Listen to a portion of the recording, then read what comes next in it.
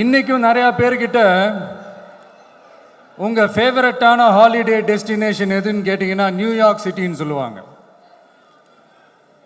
ஏன்னா அங்கே போய் ஒரு 2-3 நாள் தங்கிட்டு வர்றதே அது ஒரு பெரிய ஸ்டேட்டஸாகவும் ஒரு பெரிய அச்சீவ்மெண்ட்டாகவும் நினைப்பாங்க.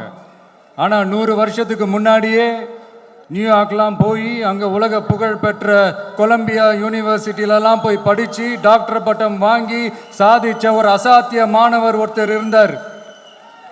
அது கூட பெருசு இல்லை, அவர் எந்த சூழ்நிலையில் அங்கே போய் படித்து சாதிச்சாருன்றதான் மிகப்பெரிய விஷயம். அன்னைக்கு அந்த மாணவரை, நீ இந்த சாதியில் பிறந்திருக்கிற, உனக்கெல்லாம் படிக்கிறதுக்கெல்லாம் தகுதி இல்லை, நீ எல்லாம் எதுக்கு ஸ்கூலுக்கு வர, அப்படி இப்படின்ட்டு அவர் வாழ்கிற சமூகமே அவரை தடுத்துச்சு.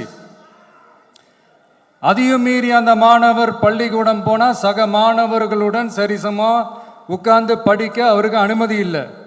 தாக எடுத்தா தண்ணி கூட குடிக்க முடியல. அப்படி அத்தனை சக்திகளும் அவருக்கு எதிராக இருந்தது.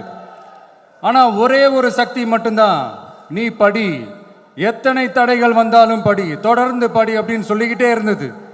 அதுதான் அந்த மாணவருக்குள்ள இருந்த அந்த வைராக்கியம்.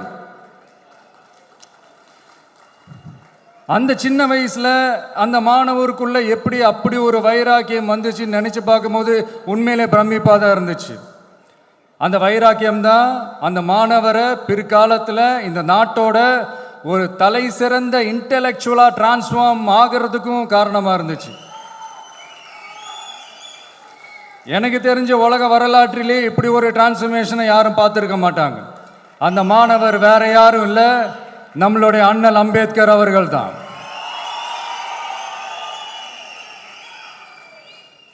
வன்மத்தை மட்டுமே தனக்கு காட்டிய இந்த சமூகத்திற்கு அவர் திருப்பி என்ன செஞ்சாரு அப்படின்னு அதை படித்து பார்க்கும்போது உண்மையிலே மெய்சில் இருக்க வச்சுது.